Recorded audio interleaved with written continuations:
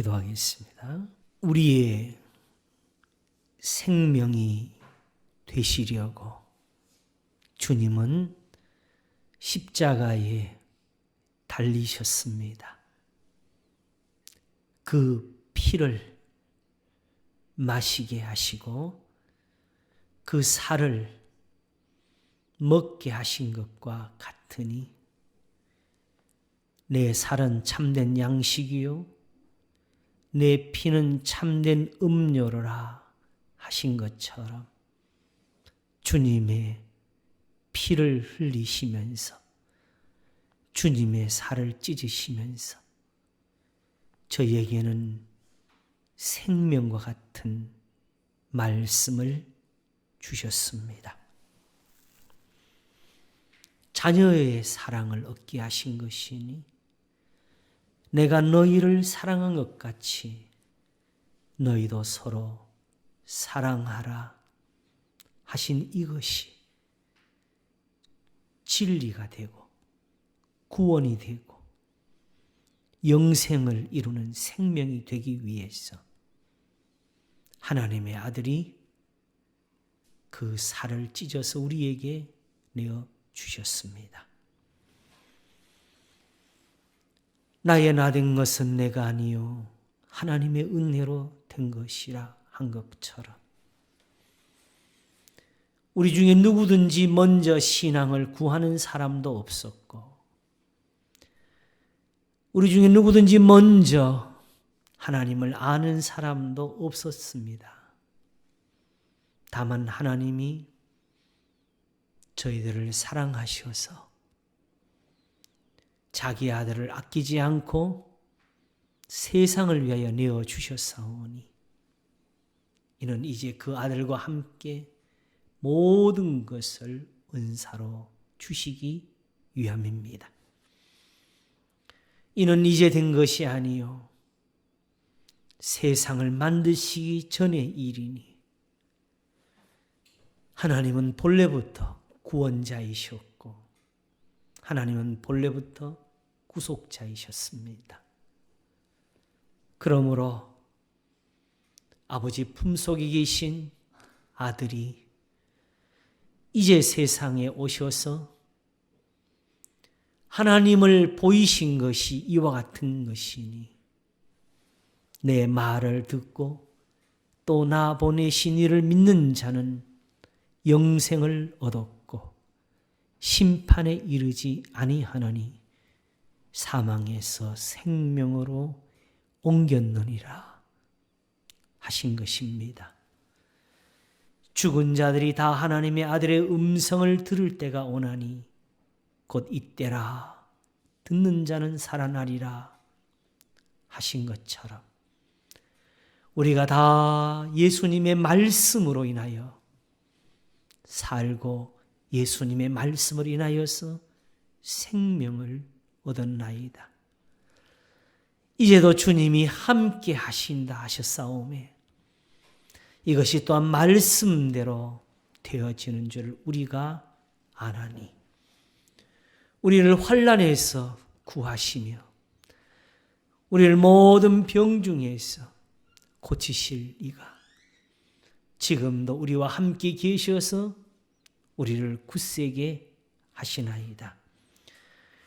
우리는 아무것도 가진 것이 없고 우리는 하나님께 드릴 만한 것이 없는 인생이지만 오직 하나님께는 모든 것이 있어서 너희는 나를 믿으라 하시고 너희는 가만히 있으라 하시고 하나님이 친히 영광을 받으실 것으로 우리에게 선물로 주셨습니다. 주여 이것이 바로 오늘날 하나님 앞에 부르심을 받은 백성들이요 이것이 바로 세상에 주의 이름으로 일컬어지는 몸된 교회이오니 우리가 바로 그러하나이다. 오늘도 주의 택하신 백성들과 함께 계시고 저희들의 예배를 기뻐하시고 오늘도 저희들이 하나님을 찾는 것을 불쌍히 여기셔서 주의 인자하심을 더하시고 생명보다 나은 것으로 오늘도 우리에게 채우소서. 우리 하나님의 모든 예배를 흠양하시고 사랑하는 성도들의 기도를 들으시며 저희들을 말씀으로 위로하여 주시기를 원합니다. 주의 성도들을 건강케 하소서. 하나님이 노경 중에서도 위로하시고 하나님의 궁정의 신기운 백향목처럼 잎이 청청하다 하셨사오니 이제도 능력을 나타내시기를 바라옵고 원합니다. 평안함도 주소서. 저희의 자녀들과 더불어서 즐겁게 하시고 하나님의 구원을 함께 노래할 수 있도록 도우시옵소서. 이 민족, 이 나라가 하나님의 말씀으로 사는 나라가 될 수 있도록 은혜를 주시기를 원합니다. 교회를 세우소서. 진리대로 세워서 세상이 하나님을 볼 수 있도록 도우시기를 원합니다. 주님이 지금도 거짓된 것들과 악한 것들을 꾸짖으소. 오직 주의 양무리들을 지키시기를 바라옵고 원합니다. 이제도 말씀을 전하는 자와 함께 하시고 저희들의 예배를 흠양하여 주시옵소서. 감사옵고 우리 주 예수 그리스도 이름으로 기도하옵나이다. 아멘. 마태복음 16장을 보겠습니다. 마태복음 16장 1절입니다. 봉독하겠습니다. 마태복음 16장 1절에서 4절까지 봉독하겠습니다.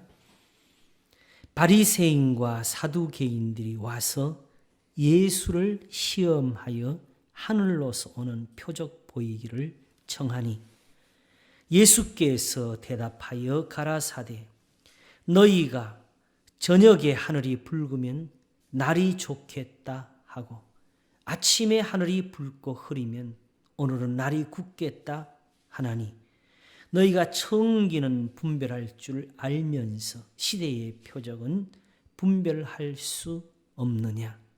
악하고 음란한 세대가 표적을 구하나 요나의 표적밖에는 보여줄 표적이 없느니라 하시고 저희를 떠나 가시다. 아멘. 마태복음 16장 1절에서 4절까지 봉독했습니다. 탐정이라고 들어보셨어요? 탐정. 경찰서에 보면은 형사 같은 사람인데 경찰이 아니고 그냥 민간인이 주로 이제 사건을 부탁받고 수사를 해주는 그런 겁니다.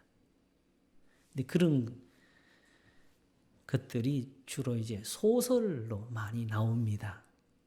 그걸 우리는 추리 소설. 추리가 뭔지 아시죠?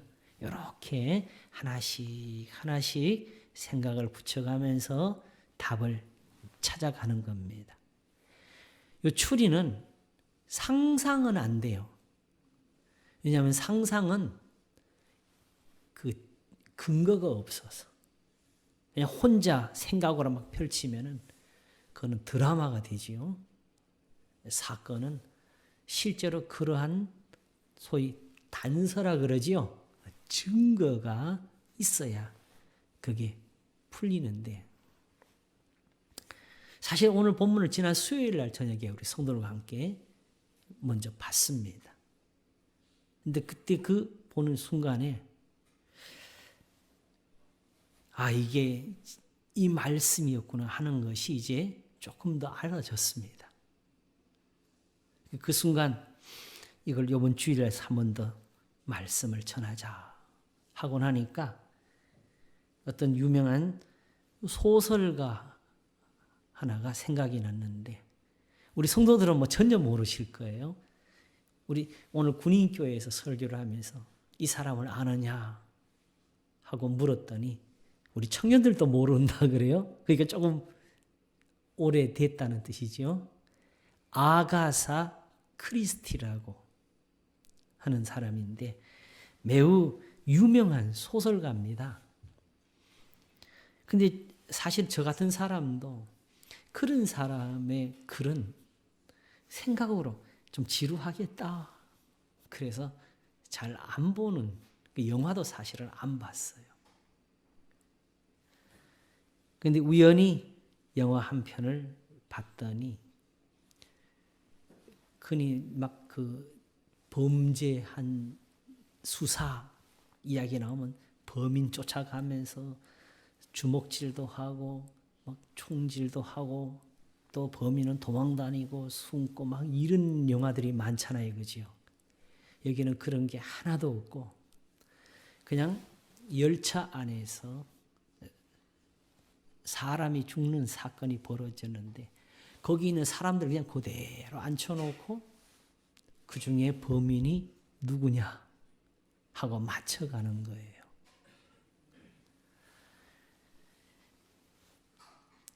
그런데 그 영화를 처음 볼 때 제가 깜짝 놀란 거는 옛날 영화인데도 어쩌면 이렇게 자연스럽게 잘 구성을 했는지.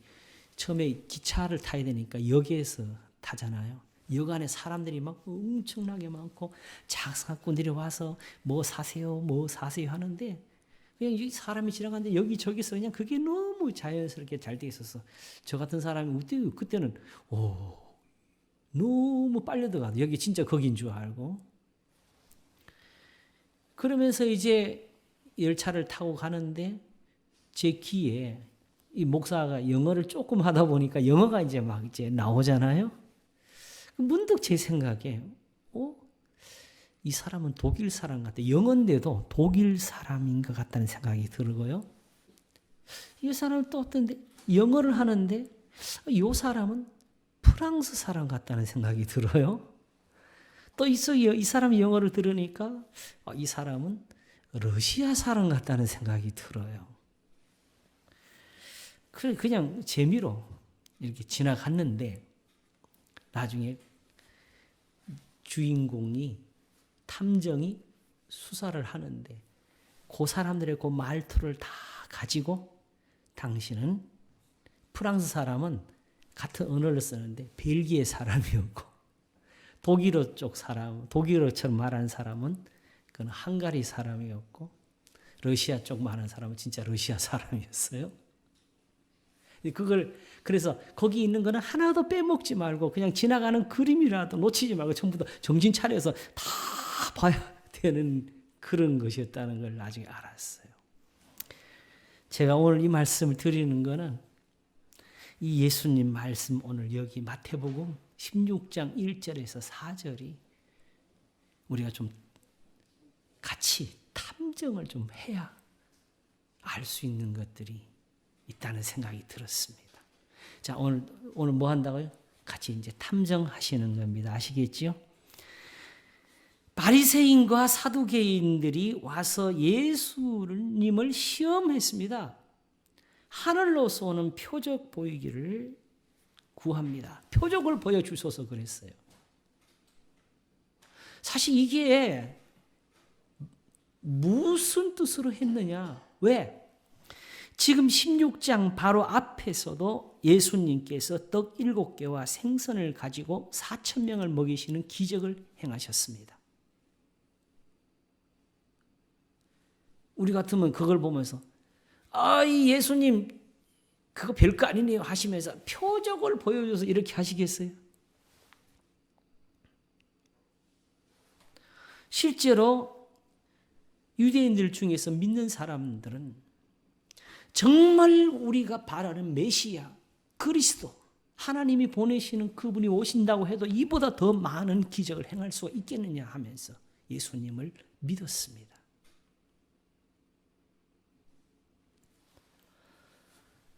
아무것도 못 본 것도 아니고 그 어느 때보다도 더 많은 것을 보았고 방금 전까지도 이 놀라운 것을 보면서도 당신을 믿게 하는 것이 뭡니까? 하늘로서부터 오는 표적을 달라고 했습니다. 이것을 우리말로 된 표적이란 말로 쓰게 된 이유가 무엇일까? 기적하고 표적이 어떻게 다른 것이냐? 기적은 우리가 사실은 세상에서 일어날 수 없는 일을 보는 거지, 그죠? 하나님의 큰 능력이 나타나는 것, 홍해 바다가 갈라지는 것, 시내산에서 불 가운데 음성이 들리는 것, 애굽 땅에 기적이 내려서 거기에 재앙을 주시는 것, 성경에 기록된 하나님의 모든 구원하시는 일에 나타난 것들입니다. 그런데 이 모든 것을 가지고 예수님을 볼 때 예수님에게는 사실은 많은 표적들이 있었습니다. 그럼에도 불구하고 표적을 굳이 달라는 이유는 무엇이냐? 예수님을 믿으면 이들에게는 굉장히 문제가 커집니다. 왜냐하게 되면 그냥 예수님께 가서 뭘 바치고 예배 드리고 한다면 그건 또 생각해 볼 수도 있겠지요. 그런데 예수님을 믿으면 지금 자기들이 가지고 있는 성전 정말 헐어야 되고 더 이상 제사장들이 필요가 없고 할례도 무할례와 똑같고 안식일이 소용이 없고 그러니 예수님 믿는다는 게 이게 보통 일이겠어요. 또 하나 예수님을 믿으면은 그러면 그동안에 이런 걸 가지고 다른 사람들을 다 정죄하면서 저건 죄인들이다 했던 것이 다 거짓말이 돼버리고 예수님 말씀을 그대로 받으면 자기들이 죄인이에요. 독사의 자식들이에요. 또 하나는 그렇게 거짓말을 만들면서 다른 사람들을 정죄하면서 그걸로 세상에서 자기들이 누리는 게 또 있었어요. 그걸 우리가 세상 말로 기득권이라 그래요. 이 세상에는 가진 사람들이 뭐든지 그걸 안 내놓으려고 하는 데서 악한 일이 더 많이 벌어지는 겁니다. 이것이 세상에만 있는 것이 아니고 지금 보는 것처럼 하나님을 빙자하는 곳에도 일어나고 있었어요. 오늘날 교회 안에서도 우리 자신도 모르는 사이에 자기 걸 지키려고 하나님의 것을 받아들이지 못하는 사람들이 많이 있습니다.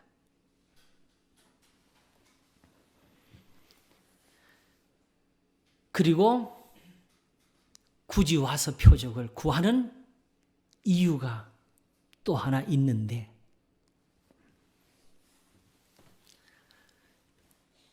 사실은 예수님이 뭐 어떤 기적을 행하든 예수님이 무슨 말씀을 하시든지 자기들이 안 믿겠다, 상관없다 하게 되면 예수님께서 이 말 물을 필요가 있어요, 없어요?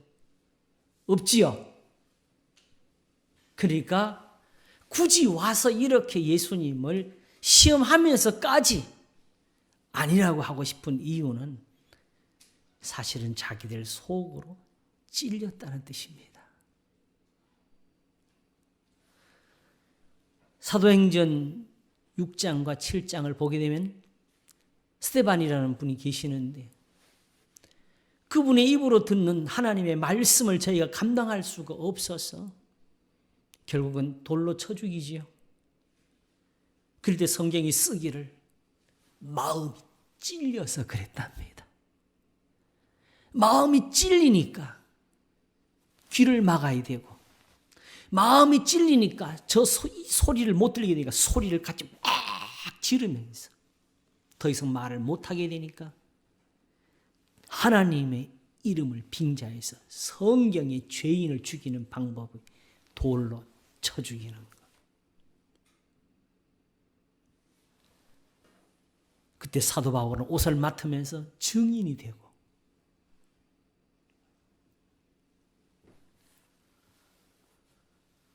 표적이라는 것이 무엇이냐 하게 되면요, 우리는 이 사람들이 자꾸 표적을 구하니까 표적을 구하면 안 된다 이렇게 말을 하기 쉬운데요, 사실은 표적에는 이런 것이 들어가 있습니다. 이사야 7장을 보게 되면은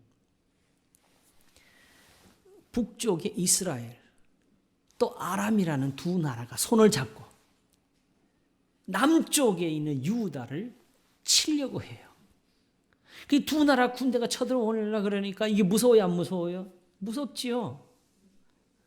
그럴 때에 선지자 이사야가 저들을 두려워하지 말라. 저들은 연기나는 두 부지깽이에 불과한 거다. 불도 못 대는 거. 연기만 피우고 있는 거라고 하면서 하나님을 믿어야 된다. 굳게 서야 된다고. 이걸 가르칠 때 표적을 구하라 그랬어요. 하나님 앞에 표적을 구해라. 그러면 주시겠다고. 왜냐하면 그들을 살려야 되니까. 믿게 해야 되니까. 그러니까 실제로는 하나님께서 먼저 표적을 늘 주시면서 그들에게 믿음을 더하셨습니다. 이 사람이 아하스라는 왕인데 어떻게 감히 하나님께 표적을 구해요? 저는 안 할래요. 그랬어요. 그랬더니 오히려 이사야가 꾸짖으면서 지금까지 하나님을 괴로우시게 하고 지금도 표적을 구하라는 것까지도 못하느냐고 꾸짖으면서 너희가 표적을 안 구하니까 하나님이 친히 표적을 주실 거라고. 그때 나온 말씀이 보라 처녀가 잉태하여 아들을 낳을 것이요 그 이름을 임마누엘이라 하리라 하신 것이었고, 그때 한 아기가 태어나는데 그 아기가 자라서 엄마 아빠를 할 줄 알기 전에 두 왕이 먼저 죽어버립니다. 망합니다. 이 표적이었습니다. 하나님을 믿으라고. 왜냐? 그 다음에 더 큰 전쟁이 오고 있어서 거기서 그게 더 중요해서 하나님을 의지하고 거기서 살아야 되니까. 그러므로 표적은요, 하나님을 믿으라는 겁니다. 하나님의 말씀을 믿으라는 겁니다. 하나님을 의지하라는 겁니다. 이들이 지금 예수님 앞에 표적을 구하는 것은 사실 딴 것 때문에 그런 거 아니에요. 기적이 부족하다는 게 아니라 당신의 말 때문에, 예수님의 말을 믿어야 되기 때문에 그게 이들한테는 힘들어서 그런 겁니다. 여기에 예수님이 하신 대답을 보십시오. 예수께서 대답하여 가라사대 너희가 저녁에 하늘이 붉으면 날이 좋겠다 하고 아침에 하늘이 붉고 흐리면 오늘은 날이 굳겠다 하나니 너희가 청기는 분별할 줄 알면서 시대의 표적은 분별할 수 없느냐. 예수님은 왜 이 사람들에게 이렇게 답을 했을까요?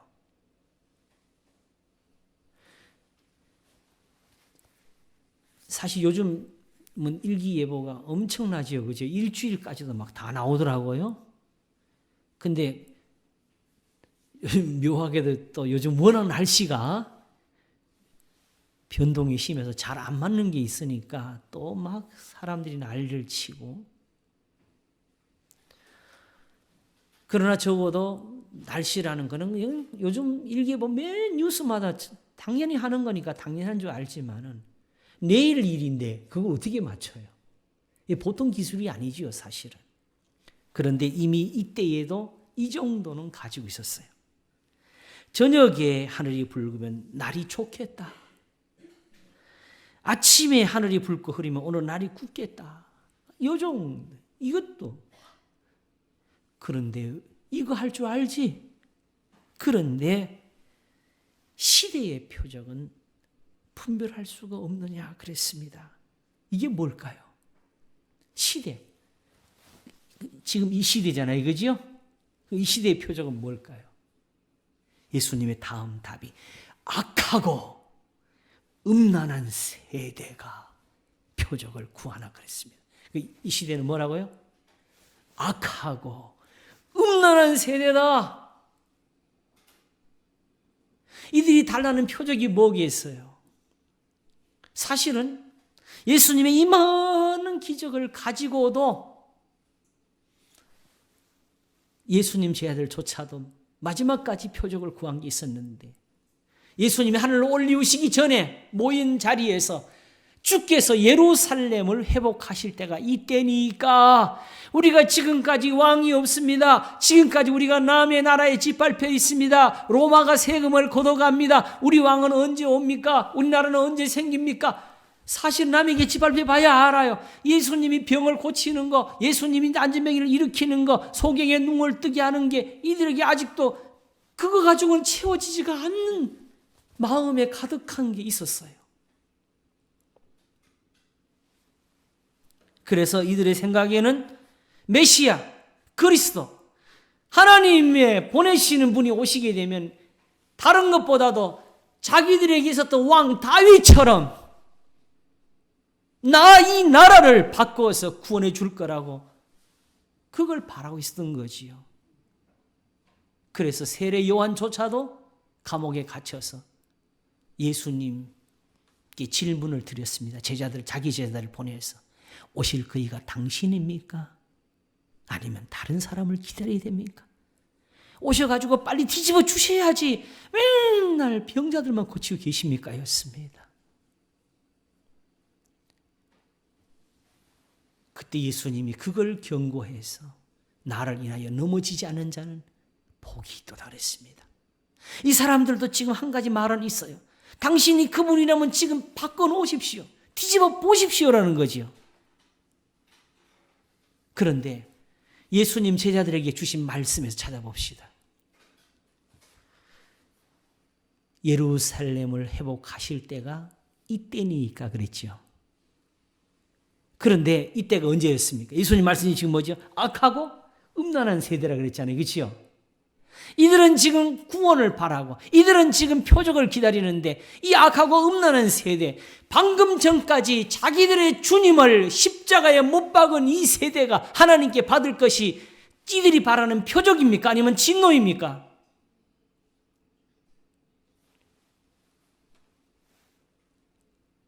어느 때에 예수님이 오십니까? 라고.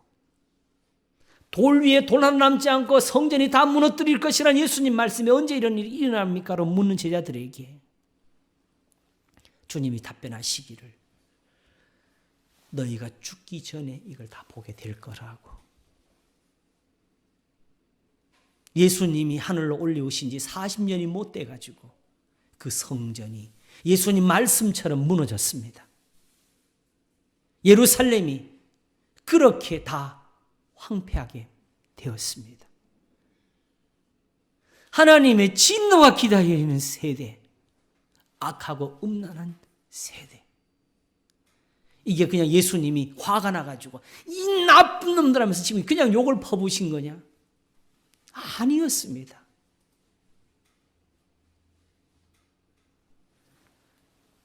이들은 시대를 분별할 수 있는 지혜를 가지고 있었는데 바로 성경의 말씀이었습니다. 그 어느 때보다도 성전은 크게 지었고 예루살렘의 소위 그 냄새, 양과 소를 태우는 그 냄새가 덮일 정도로 많은 제물을 드리고 있었고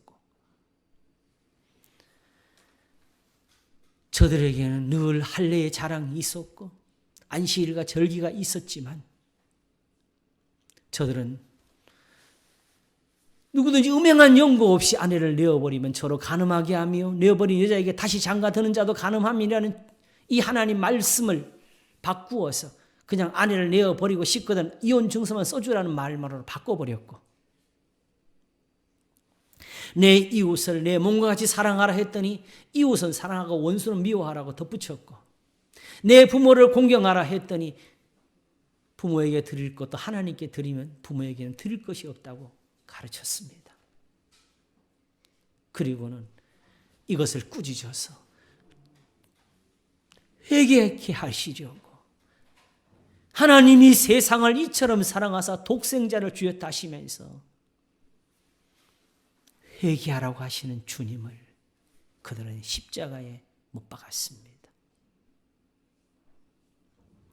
그러므로 본질적으로 이들의 악함은 하나님의 말씀을 믿지 못함이고 이들에게 음란함은 단지 세상에서 말하는 그런 음란함이 아니라 하나님을 두고 사실상의 다른 것을 믿는 신앙이었습니다.